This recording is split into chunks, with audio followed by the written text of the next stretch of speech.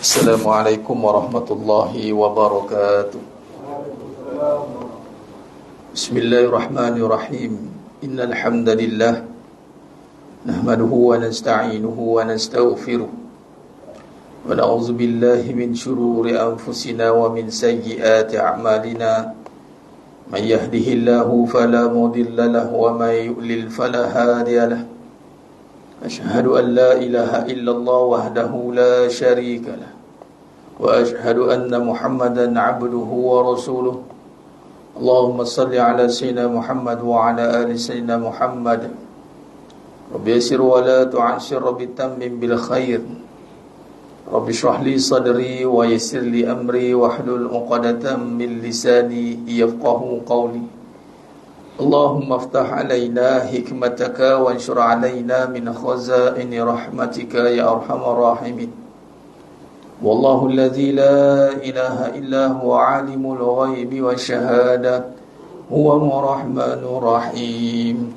Wallahu alladhi la ilaha illa huwa al-malikul quddus al-malikul quddus as-salamul mu'minul muhaiminul azizul jabbarul mutakabbir. Subhanallahi amma yushrikun.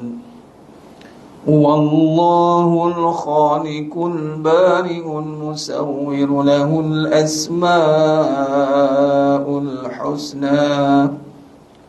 Yusabbihu lahu ma fis samawati wal ard wa huwal azizul hakim. Wala hawla wala quwwata illa billahil aliyyil azim. Wala manja minallah illa ilaih, amma ba'du. Ayyuhal mu'minun ittaqullah usikum wa iyaya bittaqwallah faqad fazal muttaqun. Sidang jemaah yang dimuliakan Allah Subhanahu wa taala, mudah-mudahan kita semua tergolong dalam golongan hamba-hambanya yang benar-benar bersyukur. Amin ya rabbal alamin. Allah Subhanahu wa taala telah menyatakan di dalam Al-Quran dalam surah Sajadah ayat 9, surah Al-Mulk ayat 23, yang membicarakan tentang sifat syukur.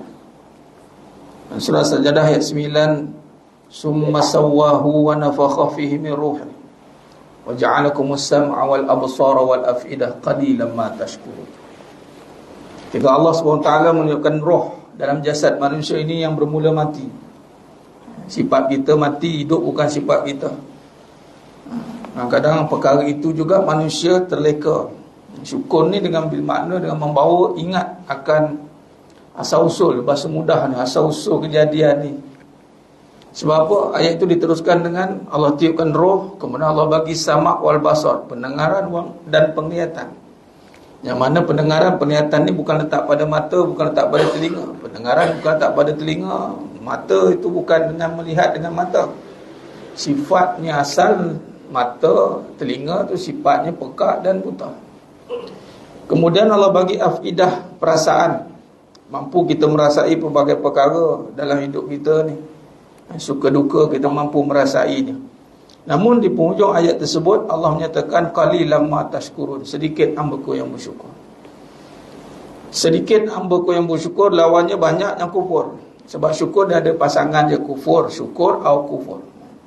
Semua syukur atau kufur, kufur dipecah pada dua bahagian. Kufur yang khafi, yang kecil, yang tersembunyi, ataupun kufur yang kecil lah, asghar, yang saghir, yang kecil, dan kufur jali, yang nyata, yang membawa kepada kafir, sebagaimana yang telah dilakukan oleh iblis laknatullahi alaih, yang mana bermula iblis itu taat, sifatnya taat asalnya, dan berakhir dengan maksiat yang membawa kepada kafir. Bayangkan keadaan iblis itu. Kalau kita sentiasa mengingatkan diri tentang Allah dah jadikan iblis itu bukan sia-sia. Bukan sahaja Allah jadikan iblis untuk pengajaran kita yang bermula baik, akhir jahat. Kebanyakan kalau kita nak faham, dulu dia jahat, lama-lama jadi baik. Itu adat lah. Ada juga orang kadang dia buka cerita jahat dulu tu. Dia buka aib yang dulu, dia dah baik dah sekarang. Dia buka cerita yang dulu, tak jadi masalah pun sebab cerita jahat yang dulu. Dia compare yang baik sekarang. Yang isunya dulu dia baik, sekarang jahat. Tu teruk mas sekalian. Dulu dia tu selalu pergi masjid, sekarang tak ada dah. Dulu selalu dengan majlis ilmu, sekarang tak ada dah. Dulu dia baik, sekarang tak tahu apa jadi kat dia. Something wrong, tak tahulah. Kalau dulu dia jarang majlis ilmu, sekarang rajin dah. Tapi ada orang cakap dulu aku tahulah dia jahat macam mana dulu. Tak heran. Itu dulu cerita, sekarang dah baik. Itu tanda Allah terima perjalanan hidup dia. Tapi manusia sebab tu larangan buka aib kerana perkara yang lepas ataupun yang mungkin berlaku, tetapi ke depan dia bertaubat, kita tak tahu. Yang bimbangnya orang cerita baik kita dulu, sekarang jahat. Itu iblis. Allah bagi contoh iblis nyata dah, jelas musuhnya nyata iblis. Dulu baik, sekarang ketua kepada segala kejahatan, kepala bagi segala kejahatan. Seluruh alam ini iblis. Mandat dia, presiden dia. Naik presiden Dajjal. Tu yang tengah buat kehancuran, duk nak rampas Palestin tu. Tu dia punya naik presiden punya kerja. Naik presiden ni dia buat kehancuran luaran. Yang mana kehancuran luaran ini yang menyebabkan kematian syahid ramai. 10,000 lebih dah ikutkan angkanya. Kan? Itu ya luaran yang hancur, terseksa hidup di dunia, tapi Allah janjikan kehidupan yang kekal abadi di akhirat sana di syurga penuh dengan kenikmatan. Yang kita risau kerja presiden ni. Kita dah nampak hancur luar, tak tahu. Kita tak perasan dia hancurkan dalam. Dia bagi dua kerja tu. Dia bagi dua. Dajjal hang buat kerja luaran. Kerja dalaman aku settle. Bak dalam ni sulit sikit. Bak dalam ni sulit nak kena orang yang mahir. Memang iblis lah. Dia paling mahir dalam bak amal ni. Sebab tu jangan terkejut kalau lagi-lagi kalau masuk dalam line ruqyah kan. Kita tengok orang kena campuk, kena sihir, try baca Quran kat depan dia. Kalau kena gaya hari bulan kita baca alhamdulillah Allah terima, dia melupa dia lagi kejap lepas tu datang balik. Pelik, kita pelik. Kadang-kadang yang kita baca tak lagi pun, gelak lagi dia. Jangan kita ingat dengan amalan tu boleh halau semua kejahatan, belum tentu. Kalau tidak Allah yang sendiri hilangkan dengan keikhlasan kita beramal. Keikhlasan kita beramal barulah tertanggal segala kejahatan. Dan ini iblis tak ada kacau. La ughwiyannahum ajma'in, kata iblis dalam surah As-Sad ayat 82-83. Aku akan sesatkan semua cucu-cucu Adam, illa kecuali ibadaka minhumul mukhlasin, kecuali hamba-hambamu yang terpilih. Yang mukhlasin, yang terpilih ni bagaimana? Yang dibersihkan oleh Allah Ta'ala melalui keikhlasan dia dalam beramal. Baik, maka jemaah yang mulia ta'ala, iblis dia bermula dengan taat, kemudian kafir, kana minal kafirin. Dan Allah nyatakan dalam Quran tadi surah Sajdah ayat 9, syukur sedikit. Dan iblis pun mengatakan dalam surah Al-A'raf ayat 17, wala tajidu aktsarahum syakirin, engkau akan dapati mereka kebanyakan yang tidak bersyukur. Ni iblis pula kata ni. Jadi jemaah sekalian, kalau rujuk pula surah Al-Ahqaf ayat 16, melepasi umur 40 tahun, Allah kata dua sifat ni mesti kena ada dalam hidup kita. Dua sifat ni kena ada dan kena latih perkara ni. Apa sifat yang pertama? Iaitu sentiasa rasa bersalah, iaitu istighfar. Bukan suka menyalah. Iblis lagi lama hidup, dia suka menyalah. Akhirnya menyalah-nyalah berbalah-balah. Itu iblis. Dia tengok dia nampak dia lagi banyak ilmu, dia bagi lama, makin dia lah semua yang terpaling kat dia. Tapi Allah dah bagi guideline dah. Menjelang 40, maka ataupun sepanjang hidup kita kena ada rasa bersalah, yakni gerbang untuk bertemu dengan Allah tidak lain tidak bukan dengan rasa bersalah. Iblis tak ada rasa tu. Beramal banyak, rasa bersalah tak ada. Habis apa pun tak ada, tuan-tuan. Kalau ikutkan amalan iblis tu, ya Rab, banyak bukan sikit. Berkawan dengan malaikat, mana boleh jadi jahat? Macam kita, kau tengok anak-anak kita kawan semua, ya Allah, bagus anak-anak aku ni. Kau kawan dengan siapa? Ni semua 30 juzuk semua. Allah, bagusnya. Yang ni semua kaki masjid, memang baik-baik. Malaikat mana jahat? Mana reti nak buat maksiat? Dia tak ada nafsu. Kalau kita fikirkan, mana boleh iblis jadi jahat? Tak boleh. Asyik dia. Tapi dialah kepala kejahatan sekarang. Dia mengatur semua kejahatan dari dalam, iblis. Dilihatkan bahawasanya perbahasan tentang amalan ini, kalau kita lihatkan jemaah sekalian, yang mana Allah SWT memberikan peringatan. Kalau kata iblis pun kata, Allah pun kata, sedikit yang bersyukur, maka kena ada sifat. Yang kedua sifat yang ada tadi adalah bersyukur. Dia dua sifat kalau rujuk Al-Ahqaf ayat 16. Kena istighfar banyak-banyak, syukur banyak-banyak. Tapi perbahasan ini bukan nampak dengan apa warna ringkas. Syukur lah, biasa lah. Alhamdulillah, dia tak semudah itu punya. Sebab apa? Sebab Nabi SAW mengajarkan kita hadis, doa yang kita baca ringkas ya. Allahumma a'inni ala zikrika wa syukrika wa husni ibadati. Dimulakan dengan ala zikrika, kemudian barulah boleh wa syukrika, kemudian kesan syukur dia akan sentiasa wa husni ibadati, yakni amalan sentiasa bertambah baik. Bertambah baik amal ni bukan bertambah banyak, tapi bertambah faham dia dalam beramal. Ingat hadis Nabi SAW kata, Nabi kata apa? Mampu hadis, may yuridillahu bi khairan yufaqihu hafidin. Barang siapa yang Allah nak bagi dia kebaikan dalam kehidupan dia itu, maka Allah bagi dia kefahaman di dalam agama. Yakni dia contoh, dia dah beramal solat, kemudian dia dah faham hikmah solat. Dalam syariat contoh solat. Contoh pula di dalam bab tauhid. Kita dah tahu belajar tentang tauhid, bukan belajar lagi dah hafal syiat lagu kita hafal, Asmaul Husna kita hafal. Tapi penghayatan kita terhadap Allah itu sejauh mana? Kalau Allah mula ajarkan kita, bagi kita faham, selama hidup kita ni makin nampak kuasa Allah, makin hilang keberadaan diri. Maksudnya diri ni tidak boleh bergantung tanpa Allah. Dia bukan hidup dengan kebanyakan perjalanan hidup terbawa-bawa dengan keadaan, cerita dengan perasaan, cerita dengan perbahasan contoh, hidup ni mah aku dah lama hidup, aku tahu sebagai contoh. Aku dah biasa buat niaga ni, aku tahulah. Dia nampak makhluk. Dia susah untuk melihat kekuasaan Allah Ta'ala dalam sepanjang hidupnya. Maka itu Allah tak bagi kefahaman pada dia. Sebab tujuan kehidupan ni masih ada untuk liya'rafun, mengenal Allah. Mengenal Allah Subhanahu Wa Ta'ala. Sebab itu kalau kita lihat dalam perbahasan yang kita bahaskan ni hakikat kehidupan. Lepas tu kita bahaskan balik kehidupan bersandarkan kepada kaedah sifat wajib bagi Nabi SAW. Untuk memastikan kehidupan yang kita lalui ini dengan ilmu yang kita dah ada dipelajari ini mampu diterjemahkan di dalam kehidupan dan memastikan kehidupan kita selari dengan perjalanan menuju Allah. Sebab amalan ni nak bubuh dalam kehidupan. Solat duduk dalam kehidupan, zikir duduk dalam kehidupan. Solat bubuh dalam kehidupan. Tang mana perbincangan dalam kehidupan? Ada orang yang solat, betul dah. Dari segi sah dah betul lah. Tetapi ra'un, riak. Riak ni bukan dalam solat. Riak dalam kehidupan. Dalam kehidupan maksudnya. Apa maksud dalam kehidupan? Berhubung dengan orang, ra'un. Macam mana masuk berhubung dengan orang? Adakah kita solat, kita tunjuk ke orang? Tak pernah dibuat orang lagi lah.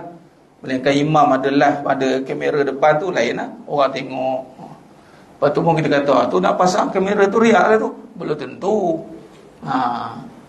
Tapi memang nak tunjuk kat orang pun. Biar orang tengok, belajar. Contoh. Tapi kalau kita sendiri secara peribadi, solat, jemaah, mana ada pasang handphone duduk bagi orang tengok? Tak ada pun kita lepas solat, kita bagi tahu saya dah solat ni. Apa hikmah yang dikatakan pemahaman kita? Solat tapi ra'un, riak. Macam mana? Kita faham riak ini perbahasan yang nak mengharapkan ganjaran selain Allah. Apa yang difahamkan tentang perkara itu? Maksudnya, selama hidup ni, kita nak nampakkan perubahan kehidupan kita, nak dilihat orang. Kita solat, mesti nak nampak perubahan. Jenis, hai muka kamu ni ya. Ni sebenarnya tanda-tanda sujud lah ni, kata. Elok anak-anak kamu ni ya. Itulah kita ni kena rapat lah dengan Allah. Jadi nampak niaga ni ya. Kita solat kena waktu, nampak tak? Perbahasan ibadat dia, akhirnya yang nak dilihat adalah kesan hidup dia. Dan memang kebanyakan kita beribadat silap lagi bulan nak nampak kesan dalam kehidupan dunia. Hati-hati jemaah sekalian. Itu nama kehidupan hendaklah selari itu. Beramal banyak-banyak, lalai sekali nak dapat kehidupan. Habis itu Ustaz, kan bukankah boleh minta pada Allah supaya diberikan kehidupan yang baik? Itu ada amalan khusus. Apa amalan khusus dia? Doa. Kalau kita nak sesuatu yang kita hajatkan, kita doalah. Jangan harapkan daripada amalan tu. Itu kata amalan tu kena bersih, barulah dia tak ada gangguan. Tapi jarang dan susah sebab Nabi kata mahfum hadis, perbahasan riak ni ada termasuk dalam syirik khafi. Syirik khafi ni perkara yang halus. Perumpamaan syirik khafi ni umpama semut hitam, kata ulama, yang dibahaskan pada hadis Nabi SAW, yang mana Nabi cukup isahkan keadaan umatku dalam keadaan terkena dengan asyirkul asghar, syirik yang kecil. Ar-riya. Riya ni yang bermula syirik itu adalah dengan riya, dan riya itu adalah syirik kecil. Syirik ni kalau bahas bagi pada dua, syirik kecil dan syirik besar. Bahasa mudah. Yang besar yang nampak teruslah, dengan percakapan, perbuatan, sembah terus dengan perbuatan, cakap terus dengan lisan, menyatakan ada Tuhan lain selain Allah dengan perbuatan. Tapi syirik kecil ini ada dengan niat. Dengan niat. Ada di dalam niat dan tujuannya tidak sampai kepada Allah. Dan ianya perbahasan yang ibarat semut hitam berjalan di waktu malam di atas batu hitam. Susah. Bila susah, bermaksud kita tak akan pernah rasa selesa dengan ibadah. Apa tak pernah rasa selesa? Bermaksud kita sentiasa ada harap kepada Allah dengan ibadah tu. Tu kata nak bagi supaya kita tidak rasa selesa dengan amalan tu. Kata kalau perbahasan tasawuf begitu, dia panggil perbahasan yang mana membawa kita sentiasa raja' ila Allah, sentiasa harap kepada Allah dan takut amalan kita ini tidak diterima oleh Allah SWT. Lalu kita berharap. Sebab apa? Sebab tadi perbincangan kita tadi itu. Maka dalam kehidupan selari hidup ini yang akan banyak menyebabkan amalan yang kita lakukan menjadi sia-sia kalau kita tak faham kehidupan bersandarkan kepada kebenaran. Bahas amalan satu bab, bahas kehidupan menjadikan dia ibadah satu bab. Sebab tu kaedah perbahasan kehidupan itu dibahaskan melalui sifat wajib bagi Nabi SAW. Cara nak bahas kehidupan hendaklah mengikut uslub atau perbahasan sifat wajib bagi Nabi SAW. Itu kaedah. Bermula dengan siddiq. Hidup ini bermula dengan siddiq. Ya, ni siddiq ni apa? Jujur, benar. Apa yang benar dalam hidup ni? Semua yang ada dalam hidup ni, kalau nampak depan mata, yang benar yang mana? Tak ada, semua batil. Apa maksud batil? Kerana semua ni bermula tiada. Kalau tanya, tu cara dia. Bermula hidup tak ada, tak ada. Memang kita tak ada asal. Sebab tu mengaji bermula dengan tauhid, awwaluddin ma'rifatullah. Bila mengaji bab tauhid pula, bermulanya semua ni selain Allah tiada. Hanya Allah saja yang bermula ada dan tanpa permulaan. Jadi kalau perbahasan tauhid, kalau mengaji tentang akidah sifat 20 dengan perbahasan Asy'ariyah Al-Maturidiyah, maka kita akan bermula nampaklah sifat nafsiyah wujud ada. Bila ada ni, semua jemaah sekalian tengok, nak kaitkan tentang ingat ni sedikit, syukur sedikit. Perkataan ada selalu kita sebut setiap hari. Selalu kita sebut. Ada apa? Adalah satu. Dah berniaga, apa yang ada sekarang? Adalah rumah, ada kereta. Sekarang anak berapa orang ada? Adalah 15 orang. Oi, ramai kan? Bukan satu rumah, dua rumah. Oh. Tapi dalam sebut ada, kita tak sedar yang kita ni tidak memegang sifat ada. Terkadang itu saja dah boleh iblis masuk dah. Dia buat apa? Dia akan kata apa? Dia akan buatkan bahawasanya apa yang kita ada ni, bila lupa ada tu bukan sifat kita, mulalah yang ada tu nak menunjuk. Itu dah. Allah beri peringatan, wala tulhikum amwalukum wa auladukum an zikrillah. Janganlah sampai menyebabkan harta, urusan harta dan anak melalaikan kamu pada ingat Allah. Kita tak terlepas daripada, kalau rujuk dalam surah Al-Hadid ayat 20, i'lamu annamal hayatud dunya la'ibun wa lahwun. Ketahuilah kehidupan dunia itu permainan dan selu gurau. Dan Allah sambung lagi perbahasan Al-Hadid ayat 20, yang mana harta ini, harta anak adalah untuk bermegah-megah dan menunjuk. Sebab dia menyangka yang ada tu dia. Walhal cuba kalau kita sangka, kalau kita faham, katalah yang kita bawa ni orang punya, tak ada sikit pun nak tunjuk. Siapa punya? Orang punya. Apa tunjuk? Orang punya. Saya bawa je. Jadi yang tunjuk tu kita punya. Macam mana dapat? Ini sebenarnya ada amalan. Dia rasa kita punya dia akan nampak dia yang berusaha untuk dapat. Cuba nampak yang ada ni diadakan. Itu yang benar. Bukan kita berusaha beria-ria pun. Ramai orang berusaha beria-ria nak ada apa yang kita ada. Belum tentu dia ada. Kita tak tahu usaha yang mana jadi, tiba-tiba ada je.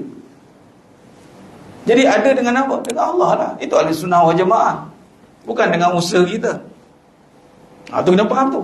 Itu perbahasan, kita dah tahu dah perbahasan akidah tauhid tu. Hanya ada, hanya Allah wujud, lawannya tiada. Allah maha ada, makhluk tiada. Tapi dalam hidup seharian yang ada kita, macam tak ada Allah. Allah panggil buat tak tahu, dosa pahala kadang campur aduk, tak rasa bersalah hati, tak rasa bersalah. Lepas tu sibuk cara hal orang. Dia tak sedar Allah tahu dalam hati tu. Dia tak rasa Allah. Tu kata iman, Islam, ihsan. Ihsan ni dia kena rasa Allah ada. Bila ada dia letak pada Allah, maka dia rasa Allah ada melihat kita. Bila manusia tak boleh merasai Allah maha melihat, adakah manusia yakin Allah maha mendengar? Soalan. Apabila manusia tidak meyakini Allah maha melihat, adakah manusia itu yakin Allah maha mendengar? Bila dia tak yakin Allah maha mendengar, dia doa dengan Allah ke? Adakah dia yakin Allah dengar doa dia? Kalau dia tak yakin Allah melihat dia, jadi doa pun biasa-biasa lah. Tunggu dah terdesak baru dia akan macam ni, terdesak sebab dah tak ada apa kan. Tengah sakit macam ni doa, dah sihat macam ni, Allah ma'afini fi badani, Allah ma'afini fi sami, Allah ma'afini, giling-giling kepala.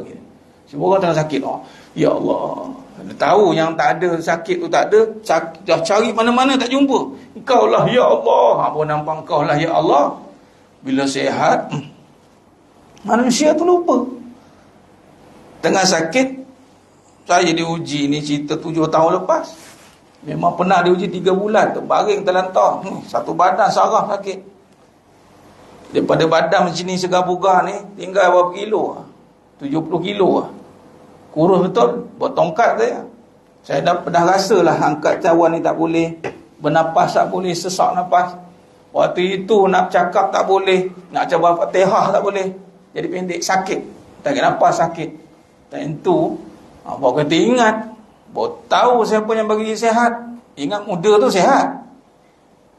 Baru tahu langit tinggi rendah, tu bahasa dia. Bila saya minta ke Allah, waktu dah cari ubat pergi doktor tak ada apa, sampai ambil air tawar arwah almarhum Datuk Seri Abdul Sandin. Bagi air tawar, segala ubat penuh atas meja. Dan sekali apa saya buat?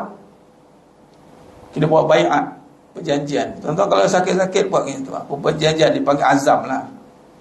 Aku sihat lepas ni, aku tak berhenti nak cakap tentang kau. Betul mas kalian? Itu tahun 2015 dulu, tak silap saya kena. Jadual kuliah saya start ceramah 2014. Waktu tu sebulan ada dalam 15, 10 macam itulah. Sekarang 45. Setiap malam ada zuhur, subuh. Tu belum lagi yang lain, belum lagi bercakap lagi dengan isteri.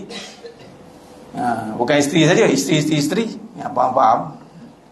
Besok cakap dah ceramah penat balik dia dah habis modal bercakap. Tak ada kat rumah orang cakap beria juga. Tak berhenti cakap. Bak kata apa? Pantang apa buka kitab. Macam itulah bahasa. Sebab apa? Saya pernah diuji tak bercakap. Nak bercakap tak boleh. Tak boleh. Itu rehat 3 bulan. Itu yang bila Allah bagi sihat ni saya kata, ya Allah, kau jangan bagi aku sakit. Memang orang minta sakit kan? Saya jangan bagi sakit lah. Cakap Allah, aku janji aku sihat. Bila nak sakit tunggu mati. Nak sakit biar mati. Macam itu. Ataupun minta doa mati dalam sihat. Tengah taat, tengah buat ibadat mati. Mati. Sebab kita rasa keadaan yang mana Allah bagi tu. Dulu kita tak rasa. Mengajar kan? Mengajar belum tentu rasa. Sebab ilmu ni dia kena merasai. Bila dah rasa, baru dia mengajar tu sungguh. Kita rasa bahawasanya bila kita kata Allah ada, betul ke rasa Allah ada? Kan kau rasa diri kau yang ada sekarang ni, ada sihat, ada duit, ada anak, ada orang sokong kau. Cuba orang hina kau sekali, kau nak berpaut kat siapa?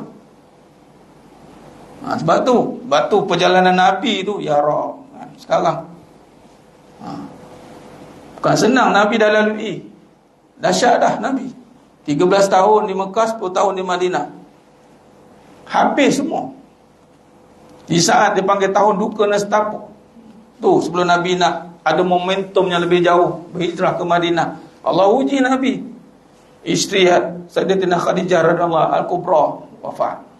Pak saudara Nabi wafat, meninggal. Tolong Nabi itu, tapi tak masuk Islam. Tengok Allah buat. Sampai Nabi sebatang kara, lahir-lahir mak ayah tak ada. Nampak? Lepas tu kena menumpang pula hidup dengan pak saudara Nabi. Anak ramai, umur 12 tahun. Anak-anak kita umur 12 tahun dah jahanam. Berjalan 100 lebih kilometer ke Syam, niaga. Punya nak survive punya Nabi. Bukan senang.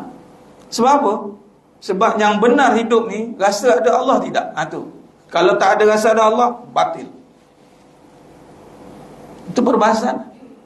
Dan bila boleh rasa macam ni, dia akan pergi pada perbahasan ketiga, orang bijak. Dia fatona, dia amanah. Bila dia rasa Allah ada, dia amanah bawa hidup ni sebabnya ada hanya Allah.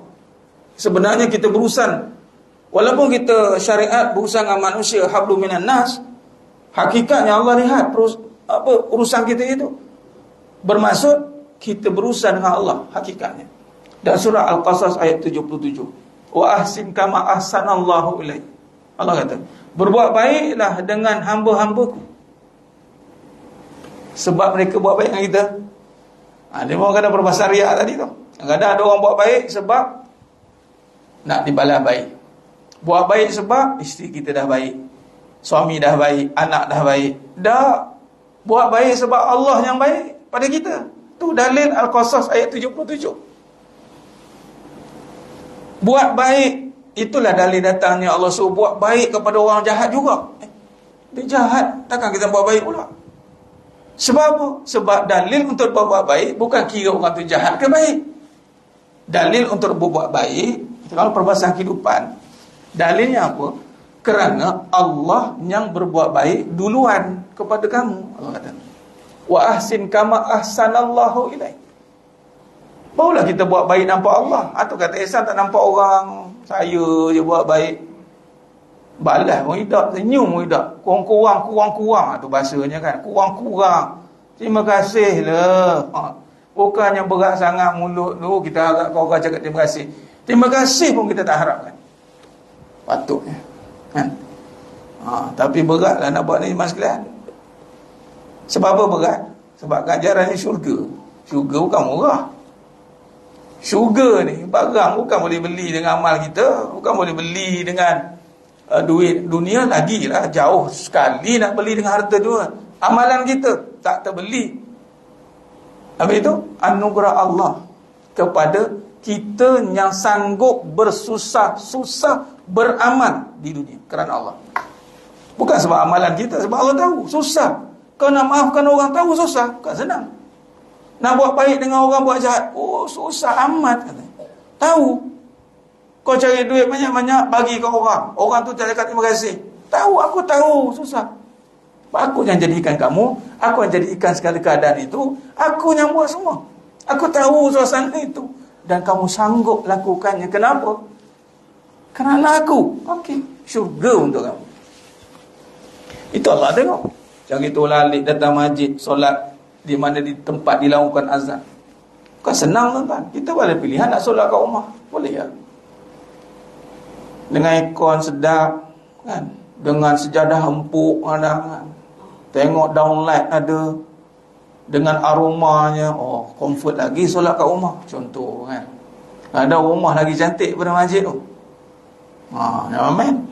Dia nak bagi kat masjid berkira, hai ni tak boleh ni membazir. Dia buat rumah dia tak berkira pun. Padahal rumah dia pakai seorang, masjid buat cantik, ramai pakai. Biasa menaik, rumah cantik, masjid cantik. Rumah cantik, masjid cantik. Dua-dua rumah ni kena bagi cantik. Walaupun lah ada perbahasan khilaf lah nak buat perhiasan di masjid, tapi kita nak beri yang terbaik. Kita ada pilihan untuk tidak datang, kita ada pilihan. Sebab ramai memilih untuk rehat, untuk mudah. Sebab melangkah kaki ke rumah Allah ni diampunkan dosa, diangkat darjat. Langkah kaki. Habis dah kalau pulang motor, macam saya pulang motor, tak termasuk pula langkah kaki. Kalau langkah kaki tak sampai ni, naik motor pun lambat sampai. Pulah lah ikut jarak pula. Diangkat darjat. Darjat ni apa? Darjah kebesaran. Wallahi jemaah sekalian, kalau lah tadi biasa di Korea saya surau Jumaat, dia lepas asar dia bayan lah hadis kan. Hadis tadi dibaca tentang sebaik-baik amal. Sahabat kan suka tanya tentang amal. Apakah amal yang paling baik? Solat ala waktiha. Solat ala waktiha. Kemudian lagi, ayu amal ya Rasul. Lagi, berbuat baik pada mak ayah. Lagi, jihad fi sabilillah. Tengok, solat ni mengatasi dua yang susah ni. Bermaksud solat pada awal waktu lebih susah pada jihad dan berbuat baik dengan mak.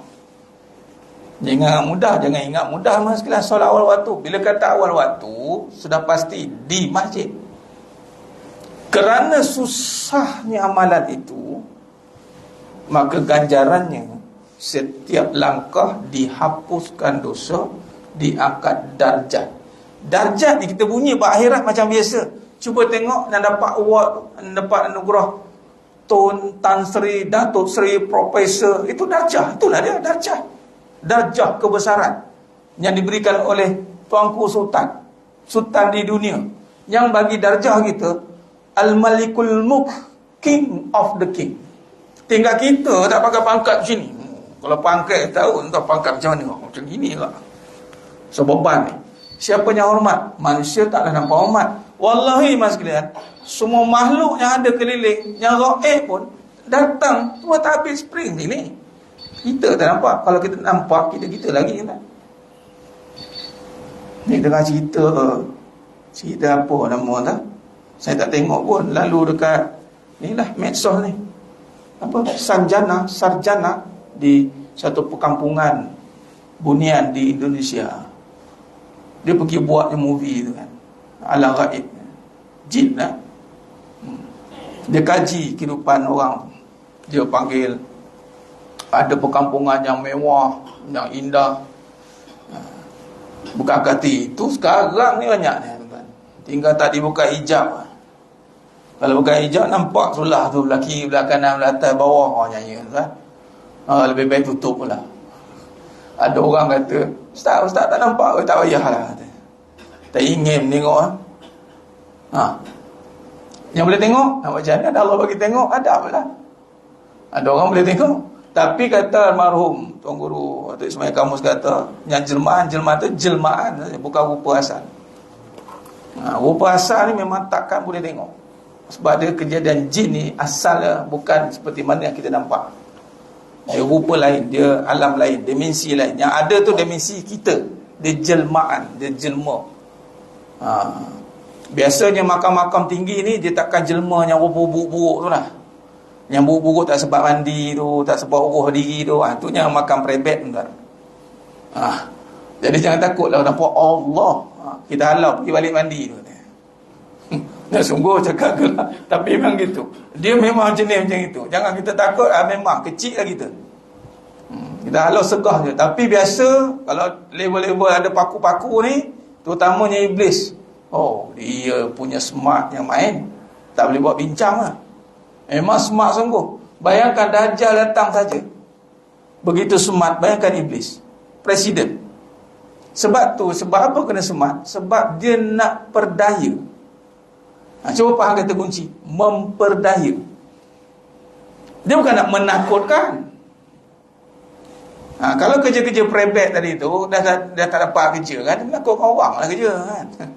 Kerja dah menyamar kat luar tengah muka, Allah kamu ni pun kalau pun buruk benar rupa, cakap macam tu. Pergilah balik lah. Tapi kita ni meremang lah perlu rumah kita. Sebab apa? Memang-gemang dimensi lain. Macam kita kalau sejuk kan, seram, sejuk, macam tu lah. Bila benda-benda tu datang, jadi tak stable lah badan kita. Ditambah gemuruh takut pula, sedang elok lah tu. Dua-dua kena lah. Dia memang kalau masuk tempat tak berapa nak ada, tak berapa ni pun memang pula dia ada tu. Jadi lu muncul, lah kamu dia. Kan ada yang viral ada pakcik tu tak, yang kat reban ayam tu, duk makan ayam, duk cari siapa punya kerja ni. Dia tengok merah biji mata ada, duduk dengan rambut tak sempu tu. Tapi beranilah baca tu, kamu banyak cakap macam tu. Dah menegur orang. Betul lah. Tak heran lah. Tapi kalau yang jelmaan ni memang ada smart. Jangan ingat iblis itu datang dengan rupa yang menakutkan. Tidak. Kerja dia adalah untuk mempengaruh. Silat lagi bulan, apa yang kita senang terpercaya, percaya. Kata orang percaya ni yang kadang-kadang yang berpakaian macam ni kan, pakai ridaknya kan, janggut elok macam ni kan. Tapi jangan pula kata ni bukan boleh percaya pun. Janganlah pula macam gitu. Itu sangka buruk. Tapi memang tak nafikan, memang dia akan berperanan dengan pakaian macam itu. Ni nak masuk, nak bagi tahu je, gaib, alam gaib ni dia tahu. Tuan-tuan datang masjid ni, dia cukup takut. Sebab tu dia akan kalah dengan orang yang beramal ni. Beramal pula kerana Allah, dia tak ada minta yang lain. Kerana Allah. Datang sebab apa? Sebab ada Allah. Kenapa datang masjid? Sebab ada Allah lah aku datang masjid ni. Sebab ada Allah lah aku solat. Sebab ada Allah. Apa buktinya? Ni Allah ada ke alam ni? Tu dalil akal lah tu. Cukup lah faham takat tu, okey dah, alhamdulillah. Nak faham lagi, kaji satu-satu. Tengok alam, ada alam. Bukan ada alam.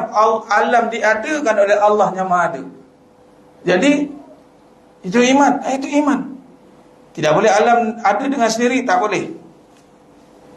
Kerana yang bersifat berdiri sendiri, qiyamu bi nafsi, hanya Allah.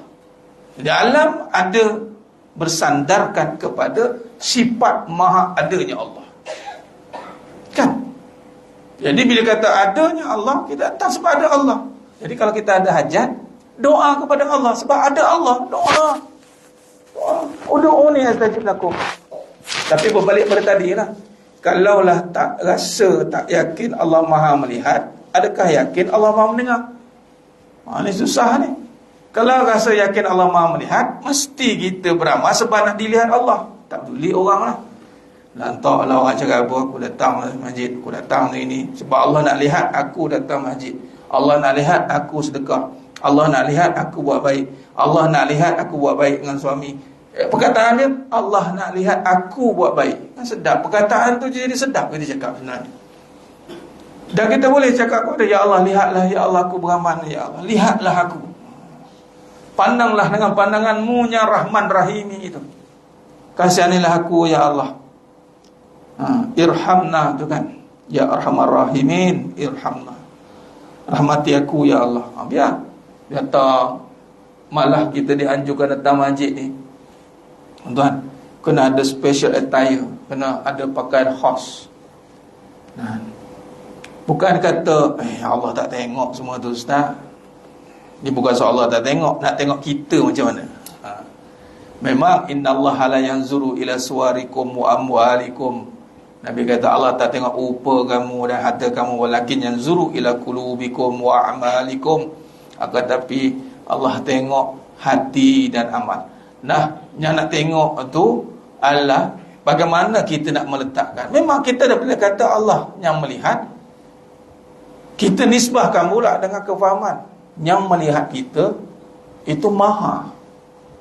Kita berjumpa dengan orang yang ada title di dunia pun kita mula segan. Ini kan Allah yang memberi title kepada manusia yang kita segan. Takkan kita nak pakai biasa-biasa. Sebab tu Nabi SAW pakai Nabi nampak macam biasa. Tidak. Pandangan sahabat melihat Nabi, kalau dibandingkan dengan bulan purnama, cantik lagi Nabi pada bulan purnama. Sentiasa wangi sebab Jibril AS nak turun. Wangi sentiasa sebab Jibril turun bila-bila masa. Jadi memang Nabi smart. Nabi rambut hitam, uban Nabi boleh kira. Ada riwayat kata 9, ada kata 12 helai.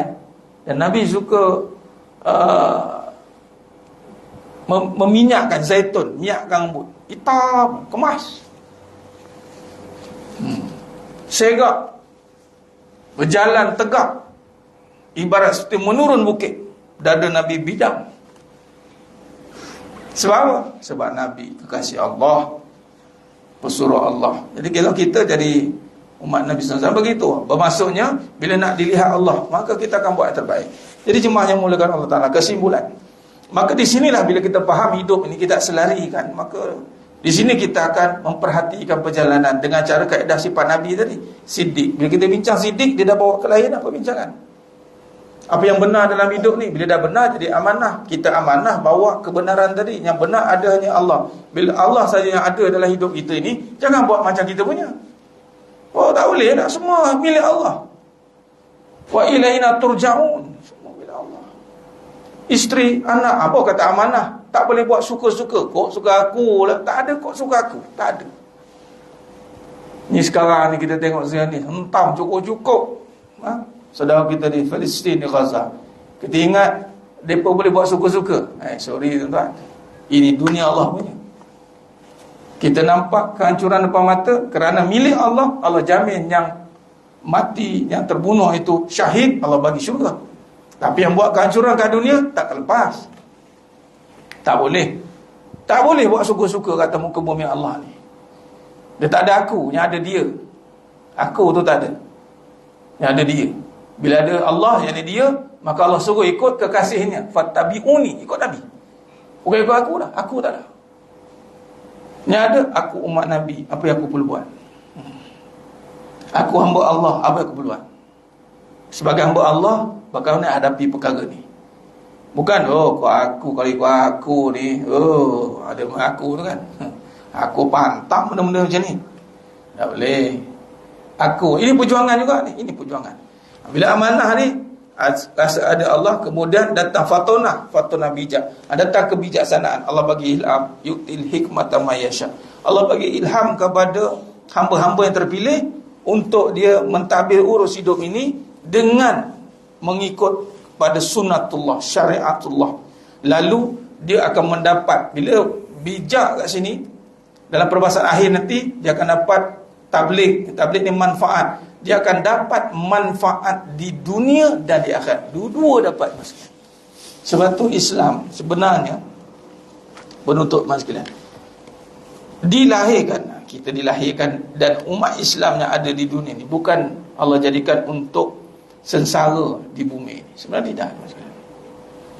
Tinggal lagi perjalanan untuk mendapat kepada kebahagiaan itu perlu laluan yang sebagaimana Nabi SAW lalui, nak membebaskan Mekah. Cuba lihat 23 tahun Nabi SAW, 10 tahun lah, 13 tahun dakwah saya sulit, 10 tahun bagi tempoh Nabi dah berjaya bebaskan Fathul Mekah. Cuba lihat daripada pembebasan Fathul Mekah 1924 Masihi, 3 Mac 1924, Utsmaniyah, Empayar Utsmaniyah jatuh. Kalau tukar pada tarikh hijrah 1343 hijrah. Tolak 23 ni lah, sebab ini 23 fasa Nabi dakwah sulit. 10 tahun ke 10 hijrah baru Nabi bebaskan Mekah. Start tu lah penaklukan dunia. Anda bagi tahunya umat Islam ni sebenarnya kat dunia lagi dah Allah bagi nikmat. Allah bagi memerintah dunia ni 1323 tahun. Kuasa besar Islam. Sekarang ni yang terlepas daripada Utsmaniyah sehingga Baitul Maqdis terlepas ni, tahun depan genap 100 tahun. 100 tahun. Kalau nak compare dengan tahun yang Allah bagi 1323 tahun. Tolak 100 tahun, 1200 tahun lebih Allah bagi Islam memerintah. Jadi nak kita tahunya, memang Allah nak bagi umat Islam berkuasa kat muka bumi ni, melainkan umat Islam tu sendiri dia berpaling daripada kekuasaan Allah. Jatuhlah. Bukan kata merempat susah. Mula-mula ialah perjalanan Nabi, tapi lepas tu turun naik.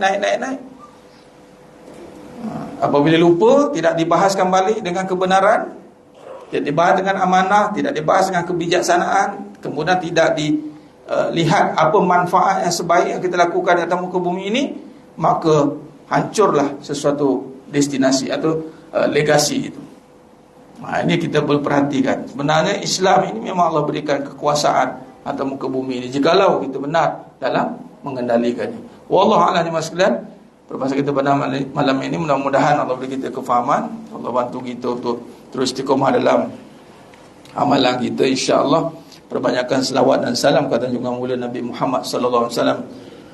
Malam yang penuh barakah ini, insya-Allah, mudah-mudahan kita tergolong dalam umatnya yang mendapat syafaat bagi Nabi Muhammad sallallahu alaihi wasallam. Manapun maaf daripada saya kekurangan terkasa-kata itu kurang bicara dan penyampaian, hanya Allah Taala sajalah yang mampu menyempurnakan perbahasan kita pada malam yang penuh barakah. Aku qouli hadza wa sallallahu alaihi wa lakum wa bila taufiq wal hidayah. Assalamualaikum warahmatullahi wabarakatuh. Tangguh dengan tasbih kafarah dan istirahat ras. Subhanakallahumma wa bihamdik, asyhadu an la ilaha illa anta astaghfiruka. Bismillahirrahmanirrahim. Wal 'asri innal insana ila alladziina amanu wa amilus solihati wa tawassaw bil haqqi wa tawassaw bis sabr. Wallahu a'lam bissawab.